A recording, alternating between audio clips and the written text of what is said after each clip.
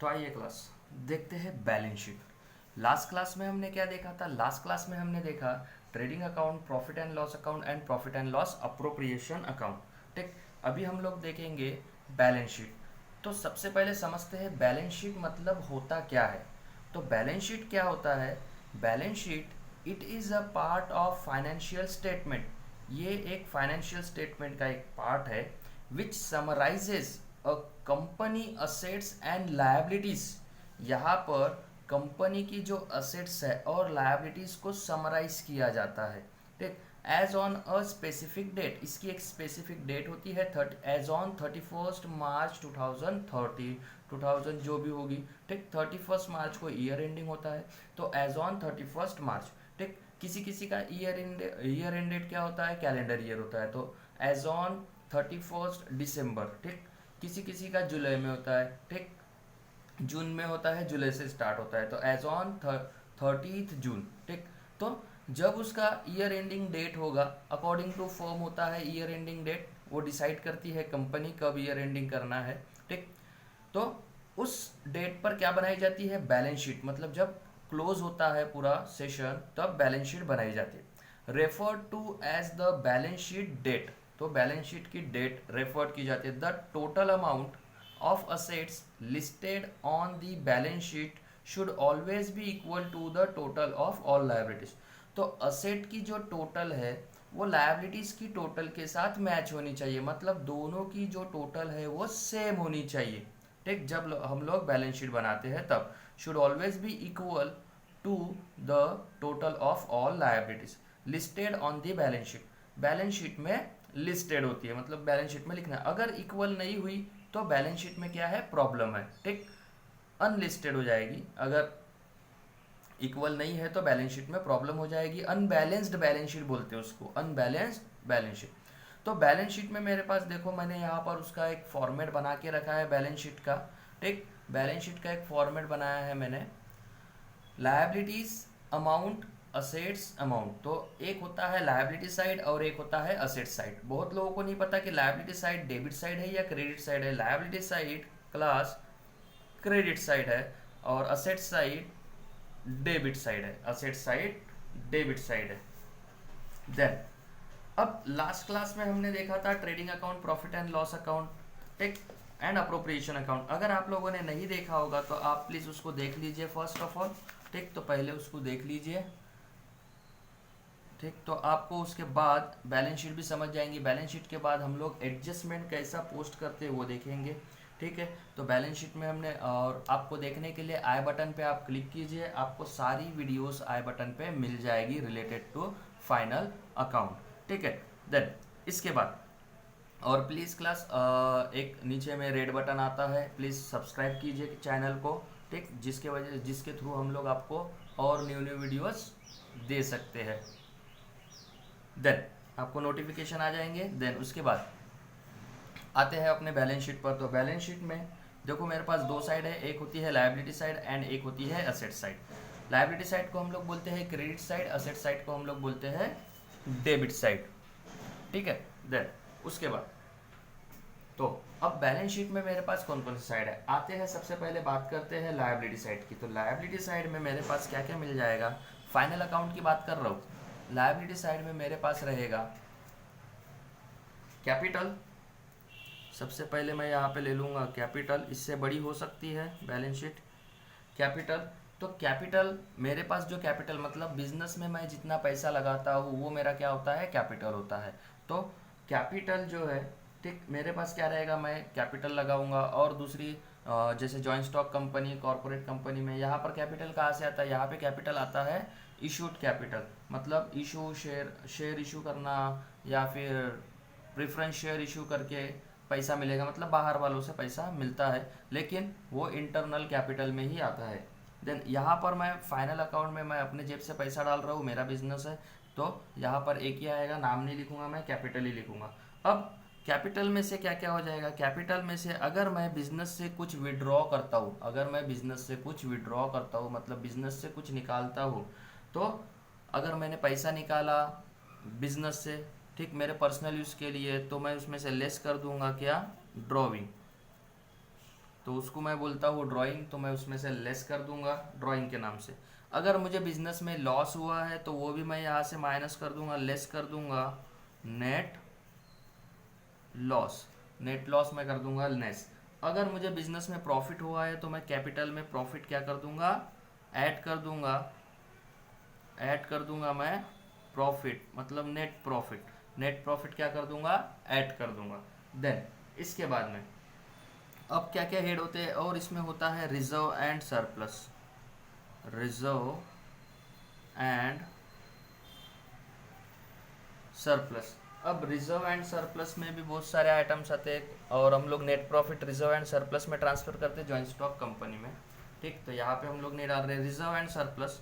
Then reserve and surplus में हमारे पास पैसा रिजर्व करके रखते हैं, इन फ्यूचर कोई अगर प्रॉब्लम होती है तो रिजर्व एंड सरप्लस से हम लोग पैसा निकाल सकते हैं, मतलब नेट प्रॉफिट प्रॉफिट में से रिजर्व एंड सरप्लस में कुछ पैसा ट्रांसफर करते हैं। देन उसके बाद में आता है, ठीक, बड़ी बड़ी लायबिलिटी ले लेते हैं। Then debentures. अब डिबेंचर्स क्या होता है, मैं मेरे कंपनी के क्या कर रहा हूँ, मैंने डिबेंचर इशू किए हैं मार्केट में, लोग आएंगे और खरीदेंगे। तो मैंने डिबेंचर इशू किए तो मेरे पास उसके पास से पैसा है। इन फ्यूचर लोग कभी भी डिबेंचर हम बेच सकते हैं, ठीक, तो उनको मुझे पैसा वापस देना पड़ सकता है, इसलिए वो मेरी क्या होती है, लायबिलिटीज होती है। देन उसके बाद में, ठीक, बैंक लोन। Bank loan. अब बैंक लोन क्या, अगर मुझे बिजनेस चलाना है तो बिजनेस में मुझे और इन्वेस्टमेंट करने की ज़रूरत पड़ती है, तो मैं क्या करता हूँ, बैंक लोन लेता हूँ और इन्वेस्ट कर सकता हूँ बिजनेस में। तो बैंक लोन मेरी लायबिलिटी है। क्यों लायबिलिटी है, बैंक से मैंने पैसा लिया, इन फ्यूचर उनको वापस करना पड़ेगा। देन उसके बाद में सन्ड्री क्रेडिटर्स। Sundry creditors. अब ये सन्ड्री क्रेडिटर्स क्या है, सन्ड्री क्रेडिटर्स मतलब मैंने उधारी में किसी के पास से परचेस करके रखा हुआ है। ठीक, मैंने क्या किया, कोई चीज़ परचेस, मतलब मुझे क्या लग रही थी बिजनेस में मुझे मेरा मटेरियल लग रहा था, कुछ भी लग रहा था, तो मैंने क्या किया, उधारी में मैंने परचेस करके रखा है। तो जब मैं उधारी में परचेस करता हूँ तो मेरा क्या बन जाता है, sundry creditors, related to business. Related to business, business का ही आइटम। ठीक, देन उसके बाद में एक आता है बिल्स पेएबल। क्रेडिटर्स के बाद में बिल्स पेएबल। बिल्स पेएबल जैसा सन्ड्री क्रेडिटर्स है सेम होता है बिल्स पेएबल। सन्ड्री क्रेडिटर्स में हम लोग उधारी में परचेस करते हैं और वो सामने वाला बंदा हमें जानता है, बट बिल्स पेएबल के केस में ऐसा नहीं होता है। हम लोग यहाँ पर भी उधारी में परचेस करते हैं, बट सामने वाला बंदे को हमारे पे ट्रस्ट नहीं होता, तो वो हमारे को एक बिल लिख के देता है। ठीक, और जहाँ पर बिल एक्सेप्टेंस होता है और बिल, ठीक, बिल एक्सेप्टेंस होता है। ठीक, तो बिल एक्सेप्ट कर लिया, मैंने बिल एक्सेप्ट कर लिया, मेरे लिए बिल्स पेएबल हो गया, सामने वाले ने, सॉरी, हाँ, मेरे लिए बिल्स पेएबल हो गया, सामने वाले के लिए बिल्स रिसीवेबल हो गया। ठीक, जिसने मुझे बिल दिया उसके लिए बिल रिसीवेबल, मैंने एक्सेप्ट किया उसका बिल, मेरे लिए बिल्स पेएबल। ठीक, आज नहीं तो कल उसका पेमेंट मुझे करना पड़ेगा। देन उसके बाद में क्या आता है, उसके बाद में और ऐसे तो बहुत सारे आइटम्स आते हैं, हम लोग शॉर्ट में लेंगे। Bank overdraft. Bank overdraft. अब ये बैंक ओवरड्राफ्ट क्या होता है, बैंक ओवरड्राफ्ट। अब ये बैंक ओवरड्राफ्ट क्या होता है, बैंक ओवरड्राफ्ट वो होता है, मतलब यहाँ पर क्या होती है, जैसा बैंक ओवरड्राफ्ट फैसिलिटी सिर्फ करंट अकाउंट होल्डर को ही मिलती है। करंट अकाउंट होल्डर को ही बैंक ओवरड्राफ्ट फैसिलिटी मिलती है, बाकी किसी को नहीं मिलती। बैंक ओवरड्राफ्ट फैसिलिटी मतलब मुझे कुछ सामान परचेस करना है। ठीक, मुझे कुछ सामान परचेस करना है, जैसे मुझे मटेरियल परचेस करना है, मैं बाहर गाँव चला गया, जैसे मैं अहमदाबाद, सूरत वगैरह चला गया, ठीक, गुजरात चला गया। देन वहाँ से मुझे कुछ मटेरियल परचेस करना है, तो मैं मटेरियल परचेस करने के लिए मेरे बैंक अकाउंट, तो मैंने मटेरियल परचेस कर दिया, लेकिन मैंने 2 लाख का मटेरियल परचेस किया, बट मेरे बैंक अकाउंट में 1.5 लाख रुपए, मेरे करंट अकाउंट में 1.5 लाख रुपए। इस समय मैं क्या करूँगा, मैं बैंक मैनेजर को कॉल करूँगा और उनको बोलूँगा कि मुझे ओवरड्राफ्ट फैसिलिटी दीजिए। तो बैंक मैनेजर ऐसा ही दे देगा कि ओवरड्राफ्ट फैसिलिटी नहीं, वो भी क्या करेगा, वो पूरा अकाउंट स्टेटमेंट चेक करेगा, पूरा अकाउंट में कैसे कैसे ट्रांजेक्शन हुए हैं वो चेक करेगा। बाउंस हुआ है क्या, चेक बाउंस हुआ है क्या, ईएसआई जो है, ईसीएस लगता है वो बाउंस हुआ है क्या। ठीक, ये सारी चीज़ें वो चेक करेगा, पूरा बैकग्राउंड वेरिफिकेशन करेगा, उसके बाद बैंक क्या करेगी, आपको ओवरड्राफ्ट फैसिलिटी देगी। तो बैंक ये ओवरड्राफ्ट फैसिलिटी देती है और ये शॉर्ट ड्यूरेशन के लिए होता है, with in 6 month, with in 3 months, with in a year इसको कंप्लीट करना पड़ता है। ठीक, तो ये मेरी करंट लायबिलिटी में आती है, बट यहाँ पर हमारे को करंट लायबिलिटी वगैरह नहीं देखना है, फाइनल अकाउंट में जैसा दिख रहा है वैसा पुट कर सकते हैं आप। जैसा चाहे वैसा। लायबिलिटी साइड में डायरेक्ट लायबिलिटी डाल दो, कभी भी कोई भी आइटम लिखो। असेट साइड में कभी भी कोई भी आइटम लिख लो, मतलब रिलेटेड टू असेट्स, जो असेट्स ही होगी और जो लायबिलिटी होगी वो लायबिलिटी में। ठीक, यहाँ पर कोई उसका शेड्यूल नहीं बना है, कोई उसका ये नहीं बना है जैसे जॉइंट स्टॉक कंपनी में बना होता है, असेट साइड में फिक्स असेट्स अलग, करंट असेट्स अलग। ठीक, वैसा वैसा कोई यहाँ पर हमारे को बाइफरकेट नहीं करना है। ठीक, तो बैंक ओवरड्राफ्ट समझ गया होगा। देन उसके बाद में आउटस्टैंडिंग एक्सपेंसेस। Outstanding expenses. अब आउटस्टैंडिंग एक्सपेंसेस क्या होता है, मतलब आउटस्टैंडिंग एक्सपेंसेस मतलब जैसा आउट सैलरी। ठीक, मेरी कंपनी है, मुझे एम्प्लॉय को सैलरी देना है, तो मैं क्या करता हूँ, मैं हर साल, सॉरी हर महीने मैं 5 तारीख को सैलरी देता हूँ एम्प्लॉय को। बट 5 तारीख को सैलरी कौन से महीने की दूंगा, उसके प्रीवियस महीने की, प्रीवियस मंथ की, मतलब पहले जो महीना में उसने काम किया। मतलब जनवरी का पेमेंट मैं फरवरी 5 तारीख को कर रहा हूँ, जनवरी का पेमेंट मैं फरवरी 5 तारीख को कर रहा हूँ। इसका क्या मतलब हुआ, मतलब जनवरी का जो एक्सपेंसेस है मैंने फरवरी में किया, मतलब जनवरी का पेमेंट था मैंने फरवरी में किया, तो जनवरी का एक्सपेंसेस मैंने क्या किया, फरवरी में किया, तो ये फरवरी 5 तारीख को किया, तो ये जनवरी महीने में क्या हो गया, आउटस्टैंडिंग हो गया, मतलब देना बाकी है। आउटस्टैंडिंग मतलब देना बाकी है। ठीक, पैसा देना बाकी है, अनपेड, जिसको मैंने पेड नहीं किया। ठीक, वैसे ही क्या होता है जब ईयर एंडिंग होता है 31 मार्च को, तो मार्च महीने का जो पेमेंट है मैं उसको कब दूंगा, अप्रैल 5 को दूंगा। मुझे तो ईयर एंड करना है, मुझे ईयर एंड करना है, तो मार्च का जो पेमेंट होगा सैलरी वो अप्रैल में करूंगा, तो इस समय मैं क्या लिखूंगा, वो मार्च महीने की सैलरी में डाल दूंगा आउटस्टैंडिंग में, आउटस्टैंडिंग एक्सपेंसेस में डाल दूंगा आउटस्टैंडिंग सैलरी के नाम से। और वो सैलरी मैं, मार्च की सैलरी मैं अप्रैल में दूंगा, तो वो नेक्स्ट ईयर में सैलरी चली जाएगी, तो वो नेक्स्ट ईयर में उसकी एंट्री होगी यहाँ पर आउटस्टैंडिंग, मतलब उसको देना बाकी है। जैसे 5,000 सैलरी है, तो मैं आउटस्टैंडिंग सैलरी के नाम से यहाँ पे मैंने 5,000 रुपये डालूंगा मैं लायबिलिटी साइड में। ठीक, और वैसे तो उसकी दो दो एंट्री होती है, एक तो पी एंडल में भी जाती है और लायबिलिटी में जाती है। ठीक, और देन उसके बाद मैं उसका पेमेंट कर दूंगा नेक्स्ट ईयर, मतलब नेक्स्ट फाइनेंशियल ईयर में, मान के चलो अप्रैल में, अप्रैल 5 तारीख को मैं पेमेंट कर रहा हूँ, तो अप्रैल 5 तारीख को मैं उसको कैश दे रहा हूँ, तो आउटस्टैंडिंग सैलरी अकाउंट डेबिट करके कैश अकाउंट क्रेडिट कर दूंगा। ठीक है, देन तो आउटस्टैंडिंग सैलरी मतलब आउटस्टैंडिंग एक्सपेंसेस मतलब वो एक्सपेंसेस जो देना बाकी है, पेड करना बाकी है, अनपेड है, अभी तक के हमने किसी एम्प्लॉय को दिए नहीं है। एम्प्लॉय हो सकता है, वेजेस हो सकता है आउटस्टैंडिंग, आउटस्टैंडिंग इंश्योरेंस हो सकता है। ठीक, आउटस्टैंडिंग रेंट हो सकता है, रेंट भी देना बाकी रहता है, हम तुरंत थोड़ी ना देते, 30 तारीख आगे ही पैसा ले लो। अरे हमें ही पेमेंट नहीं मिलता, जब हम लोग काम करते हैं कहीं पर, हमें ही 30 तारीख को पेमेंट नहीं मिलता, तो हम लोग कहाँ से देंगे सामने वाले को? जब हमारे पास पैसा आता है हम लोग देते। वैसे ही बाकी लोगों के पास भी पैसा आता है, दूसरे कस्टमर के पास, हमारे जो कस्टमर होते हैं उनके पास पैसा जब आएगा वो हमें देंगे, तो हमारे पास भी पैसा 30 तारीख के बाद ही आता है, तो हम भी 30 तारीख के बाद ही उसका पेमेंट करते हैं, इसलिए वो आउटस्टैंडिंग में जाता है। देन उसके बाद आता है प्रोविजंस। अगर हम लोग कुछ प्रोविजंस करके रखते हैं तो प्रोविज़न। ठीक, अगर मान के चलो मैंने कोई अगर प्रोविज़न करके रखा है, जैसे मैंने टैक्स कैलकुलेशन करके रखा है।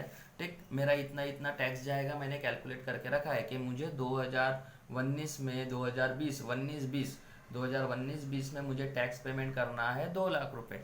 तो मैंने क्या करके रखा है, ये मैंने कैलकुलेट करके रखा है, मतलब प्रोविज़न करके रखा है, लेकिन पेड किया क्या, नहीं किया, तो ये प्रोविज़न में जाएगा। तो प्रोविज़न ऑफ टैक्स, जो भी प्रोविज़न होगा, provision of salary, provision of tax, provision of जो जो हम लोग प्रोविज़न करते हैं वो। ठीक, तो लायबिलिटी साइड में हम लोग इतना ही देखेंगे क्योंकि यही ज़्यादा पूछता है। Then asset side. अब असेट्स क्या होती है, ठीक, लायबिलिटी तो हमने समझ लिया, असेट्स साइड क्या होता है। असेट्स में मेरे पास दो टाइप्स होती है असेट्स की, कौन कौन सी, tangible assets and intangible assets. तो ये मैंने आपको डिटेल में बताया है टाइप्स ऑफ अकाउंट्स में, आप लिंक में पढ़ सकते हैं, सॉरी टाइप्स ऑफ अकाउंट में, हाँ टाइप्स ऑफ अकाउंट्स में बताया है मैंने, आप आई बटन पे क्लिक कीजिए, आपको टाइप्स ऑफ अकाउंट में वहाँ पर आपको असेट्स के बारे में पता चल जाएगा। तो असेट्स क्या होती है, ये एक कंपनी की असेट्स जो है एक फिजिकल फॉर्म में होता है। ठीक, फिजिकल फॉर्म में भी बोल सकते हैं और नॉन फिजिकल फॉर्म में भी होता है। ठीक, तो असेट्स के टाइप्स दो होते हैं, जैसे tangible assets and intangible assets. Tangible asset जिसको हम देख सकते हैं और इंटेंजिबल असेट जिसको हम लोग नहीं देख सकते। ठीक है, टेंजिबल असेट जैसे लड़की का बाप, हम लोग किसी लड़की को प्यार करते हैं, उसका जो बाप होता है वो टेंजिबल होता है, उसको मैं देख सकता हूँ, या फिर उस लड़की को बोलो उसको मैं देख सकता हूँ टेंजिबल। बट उस लड़की के बिहाफ में मेरा जो, लड़की के प्रति मेरा जो प्यार है वो इंटेंजिबल है, मैं नहीं दे सकता, मैं नहीं बता सकता कि मैं उससे कितना प्यार करता हूँ। ठीक, तो एक एग्जाम्पल दिया है क्लास, मेरा कुछ ऐसा है नहीं। ठीक है, तो असेट साइड में हमारे पास दो टाइप्स होती है, एक टेंजिबल एंड इंटेंजिबल। दे उसके बाद अब टेंजिबल असेट्स और इंटेंजिबल असेट्स, तो यहाँ पर हमारे को कुछ ऐसा शो नहीं करना है फाइनल अकाउंट में, तो हम लोग डायरेक्ट लिख देंगे टेंजिबल असेट्स में क्या आएगा और इंटेंजिबल असेट्स में क्या आएगा, मतलब टोटल असेट्स के कॉलम में क्या आएगा। तो land and building, land and building, ठीक, ये मेरी क्या है, असेट्स है। ठीक, ये एक एग्जिस्टेंस होता है, मतलब इसके थ्रू हम लोग बता सकते हैं कि बैलेंस शीट में, असेट में मेरे पास कौन कौन सी असेट्स है, किससे कितना पैसा लेना बाकी है और मैं कहाँ कहाँ से पैसा कमा सकता हूँ। ठीक, लैंड बिल्डिंग बेचकर पैसा आ सकता है मेरे पास। Plant and machinery, plant and machinery, ये भी मेरी क्या है, असेट्स है। इन्वेस्टमेंट, मैं मार्केट में पैसा इन्वेस्ट करूँगा, इन्वेस्टमेंट, एफडी में, आरडी में, शेयर मार्केट में, या कोई गवर्नमेंट की पॉलिसीज में मैं पैसा क्या कर रहा हूँ, इन्वेस्ट कर रहा हूँ, तो ये मेरा क्या है, investment. Loan and advances, loan and advances, loan and advances क्या है, लोन एंड एडवांसेस क्या, मैं ही सिर्फ लोन ले सकता हूँ क्या, मैं किसी को लोन नहीं दे सकता हूँ, दे सकता हूँ। मैंने किसी को लोन दिया, ठीक, मेरे फ्रेंड को लोन चाहिए था, मैंने उसको क्या कर दिया, लोन दे दिया। ठीक, मेरे फ्रेंड को पैसे की ज़रूरत थी, मैंने उसको लोन दिया, तो ये कहाँ पे चला जाएगा, मेरा एक असेट्स में चला जाएगा, मतलब उससे मुझे पैसा लेना बाकी है, इन फ्यूचर वो मुझे पैसा रिटर्न करेगा, तो लोन एंड एडवांसेस में। ठीक, या फिर मैं किसी को एडवांस दे देता हूँ, जैसे मेरा एम्प्लॉय है, उसने बोला मुझे एडवांस में सैलरी चाहिए, तो ये भी कहा जाएगा लोन एंड एडवांसेस में। देन इसके बाद में bills, sorry debtors, sundry debtors के नाम से भी आता है, सन्ड्री डेटर्स बोलते या फिर डेटर्स बोलते, डेप्टर नहीं बोलते इसको, डेटर्स बोलते। ठीक, बी साइलेंट साइलेंट होता है इसका। Sundry debtors, sundry debtors same opposite है किसका, सन्ड्री क्रेडिटर्स के। सन्ड्री क्रेडिटर्स में हम लोग उधारी में परचेस करते हैं और सन्ड्री डेटर्स में हम लोग कस्टमर को उधारी में सेल करते हैं। ठीक, मैं मान के चलो मेरा एक फ्रेंड है, वो आया, भाई मेरे पास पैसे नहीं है, मेरे को ये आइटम दे दो, तो मैंने उसको क्या कर दिया, दे दिया। अब मैं उसका क्या करके रखूंगा, लिख के रखूंगा कि मैंने इसको इसको इतना आइटम दे दिया, तो वो मेरा क्या बन गया, उसके नाम से लिखूंगा, सन्ड्री डेटर्स बन गया। उसके नाम से अगर मैं लिख रहा हूँ तो वो सन्ड्री डेटर्स हो गया, लोन नहीं दिया मैंने उसको, सामान दिया। देन उसके बाद में अब ये सन्ड्री डेटर्स, वैसा ही क्या है, बिल्स रिसीवेबल, जैसा बिल्स पेएबल है उसका अपोजिट क्या है, बिल्स रिसीवेबल। अब ये बिल्स रिसीवेबल क्या है, तो बिल्स रिसीवेबल मैंने उधारी में सेल किया है, बट उसके ऊपर मुझे ट्रस्ट नहीं है, मैंने उसको बिल दिया है। ठीक, उसने बिल एक्सेप्ट किया, मेरे लिए बिल रिसीवेबल हो गया, उसके लिए बिल्स पेएबल हो गया।